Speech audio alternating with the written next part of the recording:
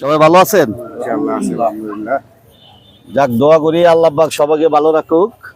আপনারা সকলে অবগত আছেন যে আমাদের এলাকার কৃতি সন্ধান গণপন্থী বাংলাদেশ সরকারের মাননীয় যুব ক্রীড়া প্রতিমন্ত্রী জনাব আমিনুল হক ভাই এবং ঢাকা উত্তর সিটি কর্পোরেশনের মাননীয় প্রশাসক জনাব শফিকুল ইসলাম খান মিল্টন ভাইয়ের নির্দেশে এই ঢাকা উত্তর সিটি কর্পোরেশনের ৬ নম্বর ওয়ার্ডের অন্তর্গত সকল জায়গায় এই সমাজের নাগরিক যারা বসবাস করে তারা ভালো থাকার জন্য, তাদের ছেলে মেয়েকে নিয়ে ভালো থাকার জন্যে, এডিস মশা থেকে বাঁচার জন্যে, উড়ন্ত মশা থেকে বাঁচার জন্যে এই সকল প্রত্যেকটা দিন সকালবেলা এডিস মশার নিয়ন্ত্রণের জন্য কীটনাশক ওষুধ দেওয়া হয় এবং বিকালবেলা হইলে উড়ন্ত মশা নিবারণের জন্য ফকারের মাধ্যমে দোয়া দেওয়া হয়।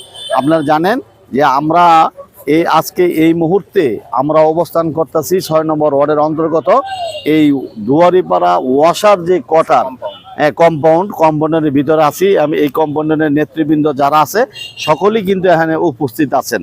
সকলকে নিয়েই কিন্তু আমরা কাজ করতে চাই। এই সমাজে যেখানে বসবাস করি আমরা বাংলাদেশ জাতীয়বাদী দলের লোক সবাই কিন্তু যেখানে থাকি ওই এলাকার লোকজন নিয়ে যাতে এই সমাজকে ভালো রাখার জন্য আমরা সকলে মিলেমিশে কাজ করি, এটি কিন্তু আমাদের অঙ্গীকার।